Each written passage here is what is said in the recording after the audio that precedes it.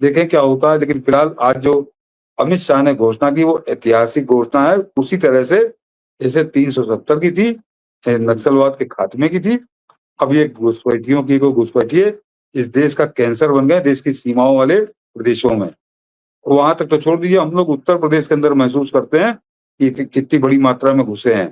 तो उत्तर प्रदेश में इनका एक तरह से सफाया एसआईआर के जरिए तो हो गया। अभी जरा समय नजदीक आने दीजिए, तो योगी बाबा जो है गर्म हो रहे हैं। जैसे होता है ना, भारी इंजन होता है, थोड़ा गर्म होने में समय लेता है।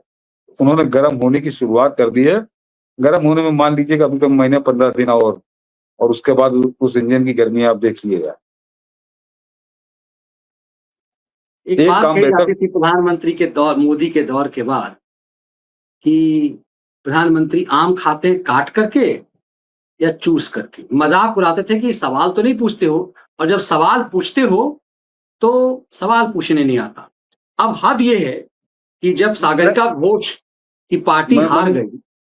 मनीष जी, इससे पहले मैं बता दूं कि ये भी प्रधानमंत्री मोदी के 12 साल का बड़ा बदलाव है। खैराती बाकायदे स्क्रीन पे आके अपने कपड़े खुद उतार रहे हैं, जिसका वीडियो दिखाने जा रहे हैं। पहले जरा वीडियो देख लीजिए, उसके बाद मेरे सवाल कुछ और हैं। मनीष जी जब दिखाएंगे, सुनिए, बहुत बहुत थूका जा रहा है वो, जरा सुनिए उसको। ये देखिए, ये शेखर गुप्ता का वीडियो है, और मैंने अपनी किताब पत्रकारिता के काला अध्याय में इसका जिक्र किया हुआ है। ये जो अलग अलग किताबें हैं, इसमें हमने इसका जिक्र किया हुआ है, इस इंटरव्यू का, पूरे इंटरव्यू का। ये आधे घंटे का इंटरव्यू है। ये कंटिन्यू पूछ रहा है कि सोनिया गांधी, आप इंदिरा गांधी के लिए नीली दाल बनाते थे, पीली दाल बनाते थे? I used to when my husband wasn't in politics, right. I used to look after my family. I used to look after my mother-in-law, and she did occasionally enjoy Western meal. So I used to. Like what? But when I got married, I didn't know how to cook, so I had to pick up from books and recipes. So what were your mother-in-law's favorites?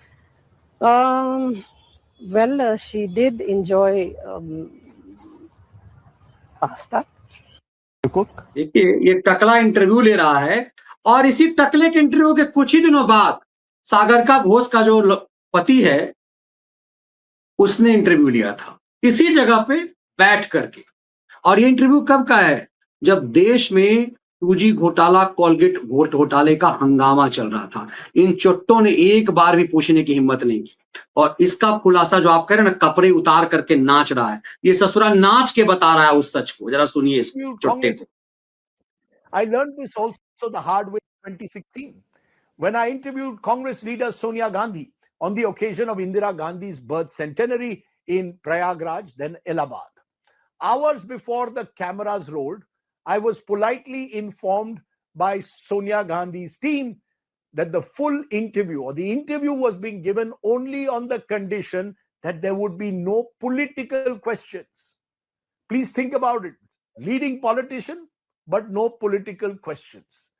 The interview, her team insisted, should remain confined to her memories of Indira Gandhi. I did try to bring in the odd political question, which went mostly unanswered, but also ended up asking embarrassingly soft questions about Sonia Ji's learning cooking under Indira Gandhi's guidance. It was the kind of interview that leaves a journalist feeling more like a court chronicler than a professional interrogator. Then there was J. Jayalalitha. अब सोचिए, जो सवाल का जवाब सोनिया गांधी ने उस टकले गुप्ता को दिया था, वही उतना ही सवाल इसको भी करना था सिर्फ। और मैंने उस किताब में भी, इस किताब में भी इसकी पूरी व्याख्या की है।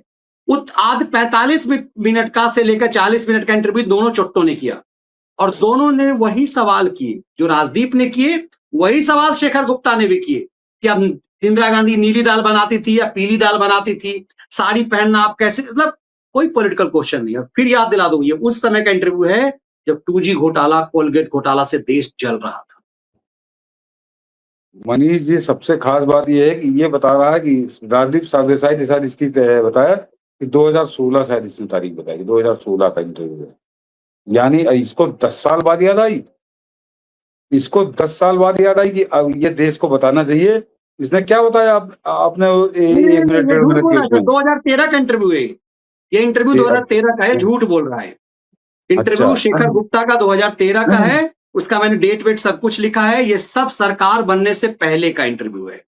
ये मोदी सरकार बनने से पहले का, मोदी हाँ, सरकार के मोदी बनने सरकार बनने से पहले का, दोनों और इंटरव्यू कांग्रेस मोदी सरकार बनने से पहले का है।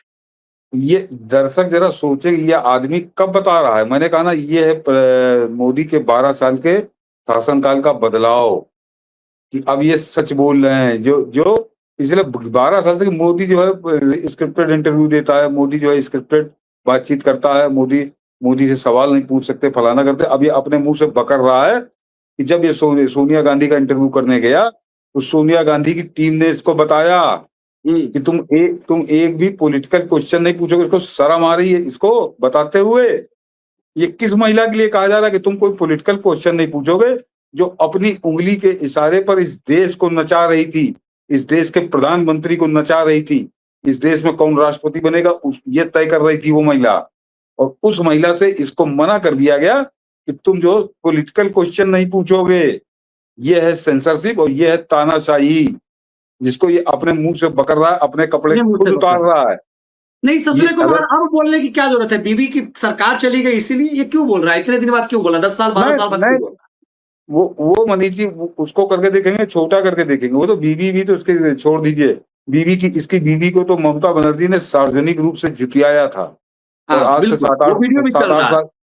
7-8 साल पहले कलकत्ता में जब उससे कोई लड़की ने सवाल पूछ लिया था तो उसने कहा तुम कम्युनिस्ट हो, माओइस्ट हो। इसकी बीवी का प्रोग्राम छोड़ गई। तो ये लोग तो जूता खोर हैं, दोनों मियाँ बीवी जूता खोर हैं, इनकी छोड़ दीजिए। ये बदला हुआ माहौल है देश का, और ये प्रधानमंत्री मोदी के 12 सालों का परिणाम है। और मैं इसमें एक बड़ी चीज देख रहा हूँ कि ये 12 साल के बाद जिस तरह से देश प्रधानमंत्री मोदी के साथ खड़ा, मेरा कहना है इसी तरह खड़े रहिए। जिस बात की शिकायत स्वयं प्रधानमंत्री मोदी एक नहीं अनेक बार कर चुके हैं, और हर जो समर्थक है, प्रशंसक है, वो तो कहते ही है कि हाँ, वो जो मनीष जी ने कल याद दिलाया था कि कश्मीर फाइल का डायलॉग है ना, कि सरकार भले उनकी और इको सिस्टम हमारा है। ये जब इनके जैसे लोग आकर रोने गाने लगे, अपने कपड़े खुद उतारने लगे, तो इसका मतलब इकोसिस्टम टूट रहा है। इसका टूट मतलब रहा है। इकोसिस्टम अब 12 साल बाद टूट रहा है, बिल्कुल, धड़क रहा है, बिल्कुल। खत्म होने जा रहा है। यानी अभी आखिरी स्टेज पे है। ज्यादा से ज्यादा साल भर, ज्यादा से ज्यादा साल या 1.25 साल, कुछ लोग अभी हाथ पांव मारेंगे। वो जो गंजा अभी पहले दिखाया आपने, वो गंजा सबसे बड़ा किंग पिन है इस पूरे गैंग का। वो बिल्कुल। गंजा कम आता है सामने, लेकिन वो गंजा इन लोगों से बड़ा पावरफुल था। ये सब लोग सोचिए उस जिसको गंजा का मैं सर इंटरव्यू मैं किसी कॉन्फ्रेंस में था, गंजा कह रहा था 1984 वो पीएमओ कवर करता था। आप कल्पना कीजिए 1984 में इसकी क्या, हम लोग जर्नलिस्ट रहे हुए हैं, पीएमओ कवर करने के लिए एक मैच्योरिटी चाहिए होती है। ये ससुरा 1984 में पीएमओ कवर कर रहा था। मतलब कह रहा राजीव गांधी जिसकी याराना थी और इस तरह की बातें कर रहा था। तभी तो इस तरह की चमचागिरी और इस तरह के काम करते हुए